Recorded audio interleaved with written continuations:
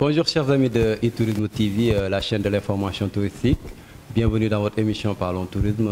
Aujourd'hui, on a le plaisir de venir ici à Saly pour rencontrer le nouveau directeur de SAPCO Saly, qu'on va laisser se présenter. Bonjour monsieur le directeur. Bonjour monsieur Djedjou, bonjour e-Tourisme TV, bonjour à tous vos téléspectateurs. Mon nom est Habib Khan. Je suis le directeur d'exploitation de la station touristique de Saly pour le compte de la SAPCO Sénégal. Donc, monsieur le directeur, vous êtes élu, vous êtes nommé ici au niveau de la direction de Saly depuis 9 mois exactement. Comme on dit, hein, c'est un peu tôt de parler de bilan, mais on peut parler un peu de vos réalisations, parce que c'est des choses qu'on peut faire en un mois, en une semaine, en quelques jours, et un peu aussi sur vos projets avec la SAPCO Saly. Oui, merci monsieur Djedjou. Je pense que 9 mois, c'est quand même une période conséquente parce que ça correspond à la gestation. D'accord. Un humain donc, prend 9 mois pour venir au monde. Nous, on a utilisé ces 9 mois-là, on l'espère, à bon escient. Ce qui a été fait depuis que j'ai pris fonction ici, c'est d'abord, bien sûr, un état des lieux et un diagnostic tant interne qu'externe.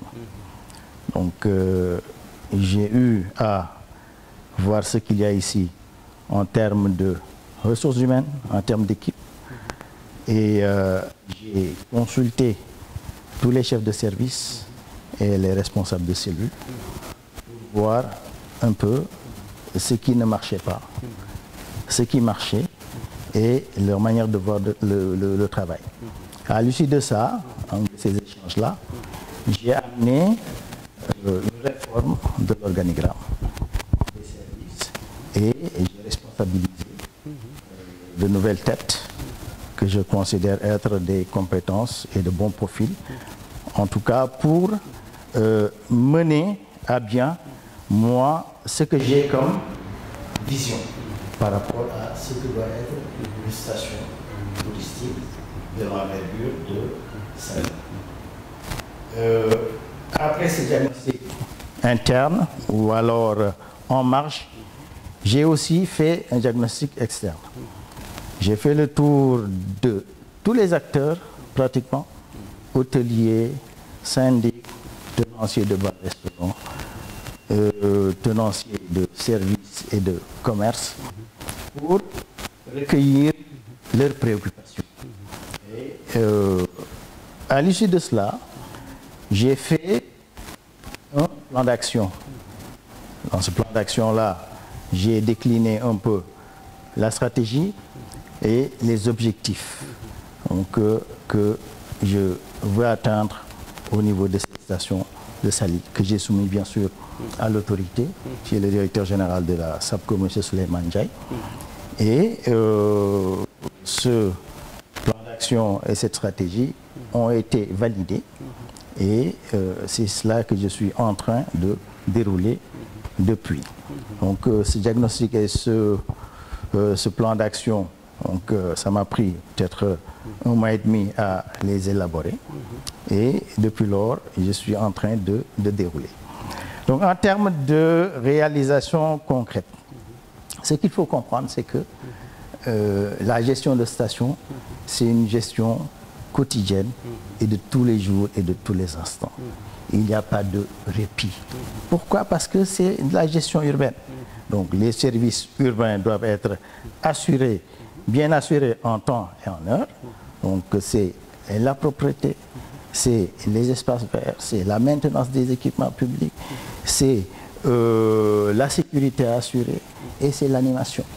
Donc, et dans tous ces domaines, donc, les équipes sont mobilisées au quotidien. Mais mieux, ce n'est pas que de la gestion quotidienne. C'est aussi des actions pour upgrader le statut de la station. Et la première préoccupation sur laquelle sont revenus les acteurs, c'était le problème de la routière de Saly. L'avenue Malick Ndiaye a connu une dégradation telle que les usagers étaient confrontés vraiment après à même un problème de sécurité routière. Et on a adressé ce problème. On a réussi avec l'appui du directeur général à mobiliser un prestataire qui a commencé à faire le travail. Toutefois, il y a eu quelques petites difficultés, des aléas qui sont intervenus entre-temps, qui ont fait que le prestataire a suspendu les travaux. Mais là, il est revenu sur le terrain et tous les linéaires, depuis le croisement Saly jusqu'à la sortie de la station, va être revu donc, et remis à niveau. Ça, c'est par rapport à la routière. Par rapport à la propreté, comme j'ai dit, qui est un élément essentiel avec la sécurité, on a eu à mener des actions. La première, je pense que vous vous en souvenez, parce que vous avez couvert l'événement, on a d'abord fait un premier cleaning day. Lorsque je parle de cleaning day, c'est une mobilisation de ressources d'envergure, tant humaine, logistique que financière, pour nettoyer de fond en comble l'espace territorial de la station. Et ce cleaning day qui a eu lieu en juin a mobilisé la SAPCO, les éléments de la SAPCO, les ressources de la SAPCO, mais aussi de la SONAGED et de la commune de Saly.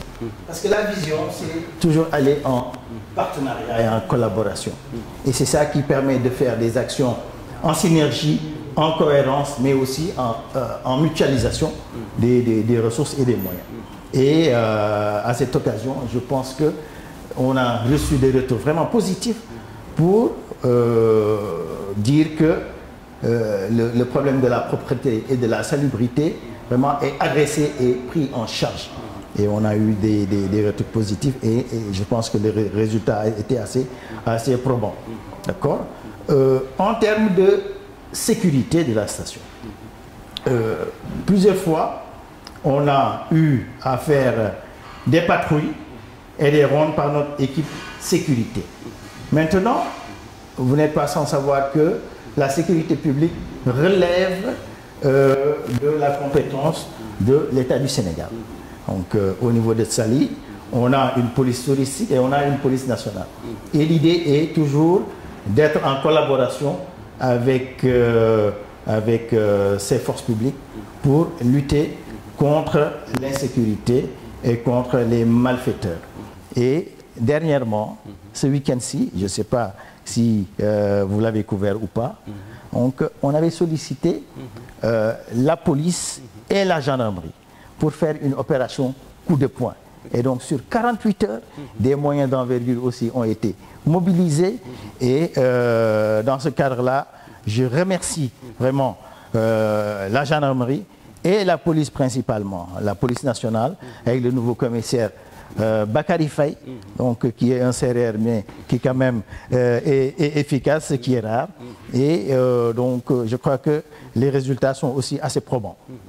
Mais au-delà de ça, on a tenu une séance avec le nouveau commissaire Bakary Faye et on a adressé tous les problèmes de sécurité. D'accord ?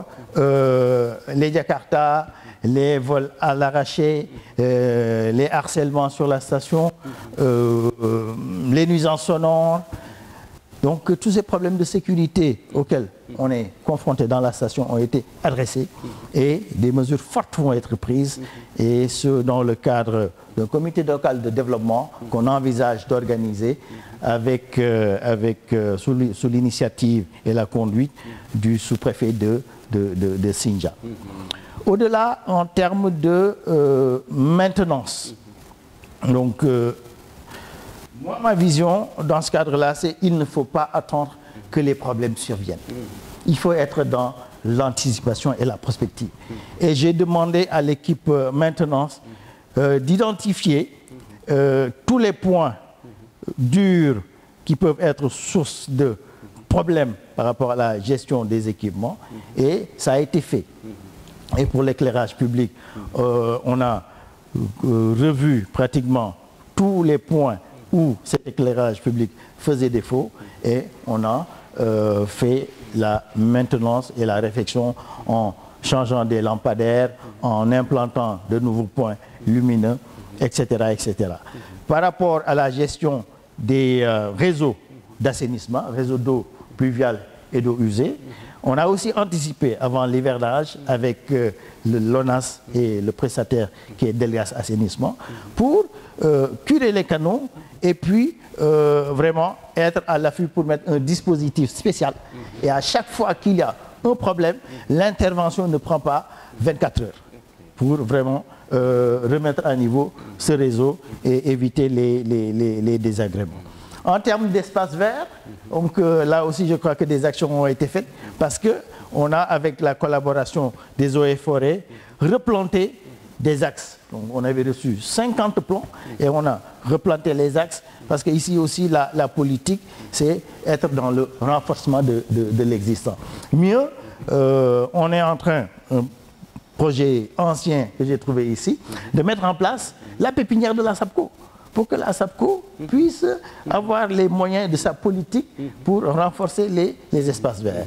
Et des investissements ont été réalisés et ce projet d'implantation de pépinière est en phase de finalisation. Je crois que on peut en dire. Et bon, le dernier projet donc d'envergure quand même qu'il ne faut pas omettre, c'est un investissement nouveau. Donc, Saly va recevoir le plus grand centre ophtalmologique d'Afrique de l'Ouest. Donc, grâce à la réactivité et à l'efficacité du directeur général Souleymane Ndiaye, donc ce projet-là a été conclu en novembre. Et là, on va avoir la réception et le lancement de cet hôpital de grande envergure, de niveau de dernière génération. Au mois d'octobre, Inch'Allah, on aura ce centre ophtalmologique qui est le plus grand centre ophtalmologique d'Afrique de l'Ouest, où on pourra faire des interventions chirurgicales de dernière génération, donc qui va ouvrir ses portes en octobre. Donc on peut en citer moult et moult, mais je crois que quand même oui, donc je ne vais pas oublier aussi on ne peut pas tout dire de toute façon, la formation des gens de sauvetage et des maîtres nageurs. Parce qu'on s'est rendu compte, quand on est arrivé, qu'au niveau de la plage de Saly, il y avait beaucoup de cas de noyade. Et on ne pouvait pas rester sans adresser ce problème, qui est un problème donc de vie humaine. Hein. On a formé 19 sauveteurs, des jeunes qui ont été des volontaires et des bénévoles pendant une vingtaine de jours, 3 semaines. On a pris en charge leur formation avec la collaboration des sapeurs-pompiers de Saly et la collaboration de la Fédération sénégalaise de natation. Et ces jeunes-là sont déployés sur la plage chaque week-end pour veiller un peu à la sécurité des baigneurs. Je pense que vous en avez dit assez et vraiment nous vous souhaitons bon vent dans ces projets. Merci. Et que le bon Dieu vous accompagne jusqu'à la réalisation de tous ces projets qui font aussi une bonne notoriété pour la station balnéaire de Saly. Mais aussi, on voit fréquemment, on entend fréquemment les gens dire Saly et ces jeunes mendiants qu'on appelle les talibés, qui sont un peu partout dans la station balnéaire, chose qui n'est pas vraiment très beau à voir, surtout pour ces touristes qui viennent ici, qui ne connaissent pas ces jeunes mendiants-là chez eux. Parce que quand ils voient ces enfants, automatiquement, ce n'est pas le fait qu'ils mendient qui les inquiète, mais c'est surtout le fait de voir ces enfants qui pouvaient faire autre chose et qui sont là en train de traîner, en train de demander la charité. Est-ce que vous avez une solution par rapport à ça? Donc, on peut l'adresser sous divers angles, mais c'est d'abord un problème humain. D'accord? Une société qui se veut une société émergente et porteuse de développement doit mettre en première ligne la prise en charge de ses enfants. D'accord? Les enfants en bas âge sont l'avenir de notre nation. Et on se doit de prendre toute disposition pour les mettre dans les meilleures conditions. Donc, ils doivent être nourris, manger à leur faim, être soignés, être vêtus et aller à l'école. D'accord? Et ce fléau-là, parce que c'est un fléau, il faut appeler donc, les choses par leur nom. C'est un fléau auquel on est confronté depuis plusieurs années. Je ne parle même pas de stations touristiques, je ne parle même pas d'étrangers qui viennent. C'est d'abord un problème qui nous interpelle, nous, donc Sénégalais, qu'on doit prendre en charge, tourisme ou pas. D'accord? Maintenant, comme j'ai dit, les problèmes, moi, j'essaie de les affronter. Il ne faut pas se cacher derrière son petit doigt. Donc, ce problème-là, comme tout le monde, je l'ai vu et j'essaie de trouver une solution. En quoi faisant? Donc, c'est un problème global. Donc, à son petit niveau, le directeur d'exploitation ne peut pas prétendre résoudre ce problème-là par un coup de baguette magique. Donc, il faut se rapprocher de tous les acteurs dans cette affaire. Les premiers acteurs, c'est qui? C'est les maîtres coraniques. Il faut se rapprocher de ces maîtres coraniques, les sensibiliser, mais surtout les appuyer. Pourquoi est-ce que les enfants sont dehors? Pourquoi est-ce que les enfants mendient? Parce qu'ils n'ont pas ce qu'il faut pour subvenir à leurs besoins. D'accord? Les maîtres coraniques n'ont pas assez de ressources et de surface financière pour garder ces talibés donc, dans les daras. Ce qui fait que moi, ce que j'envisage comme dispositif à mettre en place, c'est par le biais du comité de station. Le comité de station, je rappelle, c'est l'organe de gestion et de gouvernance qui doit être mis en place ici pour adresser tous les problèmes de fonctionnement de la station. Le comité de station peut s'organiser et se rapprocher des maîtres coraniques et des personnes ressources pour proposer un dispositif qui permettra de les renforcer en ressources financières, en vivres, en offre de soigner les talibés quand ils auront besoin, pour les maintenir au niveau des daras. Je suis en train de discuter avec des associations de protection de l'enfance pour vraiment mettre en place ce dispositif-là. Mais c'est un travail de longue haleine. Il faudra de toute façon passer par la case remise sur pied du comité de station pour que ce dispositif-là que j'envisage puisse prospérer et être mis en place et prendre en charge vraiment ce problème qui est un problème difficile. Ok, donc on parle aussi souvent de requalifier Saly. Parce que Saly maintenant n'est plus trop balnéaire comme on l'avait autant. Merci M. Diédhiou pour cette question. Et je pense que les gens me disent maintenant que moi, mon dada, c'est Saly Ville Verte. Mais il y a une raison à cela. La requalification de Saly a commencé depuis longtemps. Parce que le rechargement des plages, les travaux pour mettre des ouvrages de protection procèdent de la requalification de Saly. Lorsque l'on parle de requalification, c'est un lieu qui avait une vocation première, qu'il a perdue et qui doit retrouver cette vocation, donc de manière plus importante et de manière plus pérenne. Et la requalification de Saly, c'est une restructuration urbaine, non seulement de la station de Saly, mais aussi de l'espace communal en ville verte. D'accord? Le projet a fait l'objet d'études, des études initiales pour fixer le concept de la requalification, la stratégie et les objectifs visés. Mais mieux, ce projet a fait l'objet d'études d'opérationnalisation. Les études d'opérationnalisation, c'est des études qui quittent la stratégie pour dire sur le plan concret, de manière concrète, quels vont être les projets qui vont être déroulés pour arriver à cette requalification. Cette requalification va se faire dans 7 domaines, 7 secteurs. Ça va aller de l'urbanisme et de l'occupation du sol, en passant par l'environnement, l'eau et l'assainissement, les énergies, le tourisme.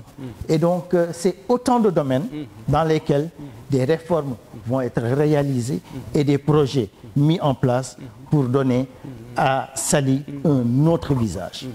Et lorsque les gens pensent qu'il s'agit d'une chimère, je leur dis, ce n'est pas une chimère, c'est un focus que l'État du Sénégal a décidé de refaire sur Saly, qui est un point fort, un espace économique et financier important de notre pays.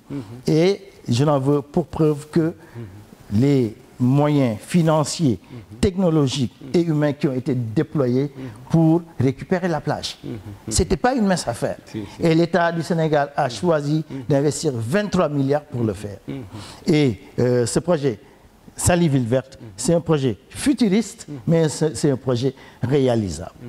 Je suis intervenu avec des collègues pour participer à ces études-là et on sait que c'est des études qui ont été bien menées.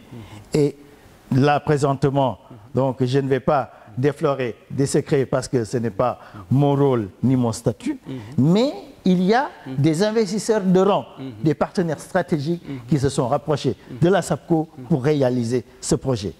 Et moi, je demande surtout à notre secteur privé national de venir se rapprocher de la SAPCO parce qu'il y a des parts de marché à prendre. Voilà. Et vraiment, c'est un projet sur lequel je pourrais parler pendant 4-5 heures de temps parce que c'est un projet passionnant, mais c'est un projet structurant. D'accord? Et l'idée, c'est de réussir à le faire ici, à Saly, et à le répliquer partout au Sénégal. Parce que c'est dans l'air du temps.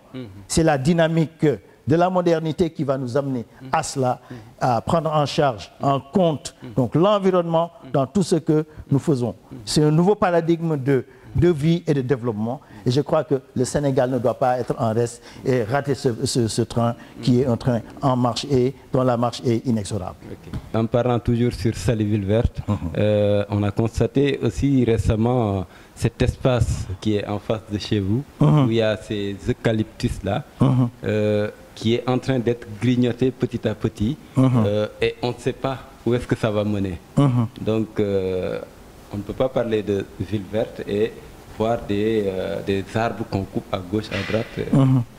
Qu'est-ce que vous avez à dire là-dessus? En fait, vous savez, le développement spatial, l'aménagement du territoire passe par des choix. D'accord? Vous n'êtes pas sans savoir que pour construire, il faut quelquefois détruire, malheureusement. Combien de fois est-ce que vous avez entendu que l'État du Sénégal a déclassé des forêts pour mettre en place des projets d'envergure et structurants? Et cela relève de la même logique. Et cet espace-là, qui est un espace boisé, ce n'était ni une zone classée, ni une forêt, est un titre foncier de la SAPCO. Première information à donner, pour être clair. D'accord? Et la SAPCO, comme société d'aménagement, a fait le choix, n'est-ce pas, de faire une autre allocation de cet espace boisé pour mettre des projets structurants.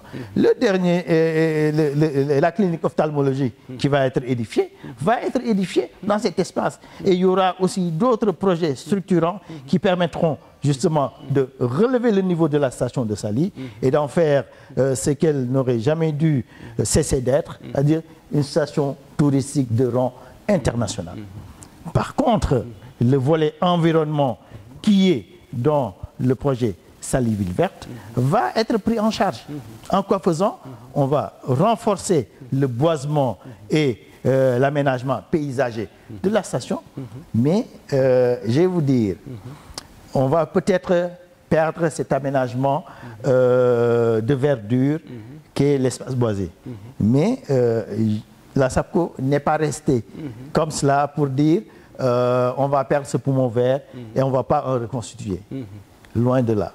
Je ne veux pas aussi aller très en détail dans cela, mais je vais vous dire que vous allez voir qu'on est en train de travailler sur cette problématique et Saly, on peut vous le garantir, va avoir un espace vert donc de rang beaucoup plus novateur, beaucoup plus futuriste, et ça va faire la satisfaction des touristes, ça va faire la satisfaction des populations de Saly, mais ça va faire la satisfaction de toutes les populations sénégalaises. Okay. Merci encore, monsieur le directeur, d'avoir répondu à notre invitation. Vous avez un dernier mot? Oui, le dernier mot, c'est vous remercier. Hein. E-Tourisme TV accompagne vraiment le tourisme sénégalais et particulièrement la SAPCO dans toutes les actions qu'elle entreprend. Donc, appelez aussi les acteurs du tourisme, principalement les exploitants de Saly, pour venir participer à la remise sur pied du comité de station. Parce que si on veut avoir une station touristique de Saly de rang, qui soit parmi les premières stations du monde, on ne peut pas faire l'économie de remettre sur pied ce comité de station. Des courriers leur ont été envoyés pour faire leurs observations sur les TDR, qui en prélude ont été envoyés pour fixer vraiment les axes de remise sur pied de ce comité de station. Après, on va s'acheminer vers l'organisation de la première réunion de relance. Tous les acteurs vont être conviés pour dire comment est-ce qu'ils veulent faire pour arriver à remettre sur pied cet organe de gouvernance et de gestion de la station. Donc c'est vraiment un appel vibrant que je leur lance par le canal de votre organe. Merci encore, monsieur le directeur. Merci à vous. C'est un plaisir encore de vous retrouver sur e-Tourisme TV. Donc, chers amis qui nous suivez sur e-Tourisme TV, la chaîne de l'information touristique, c'était tout pour votre émission Parlons Tourisme. Nous vous donnons rendez-vous très bientôt.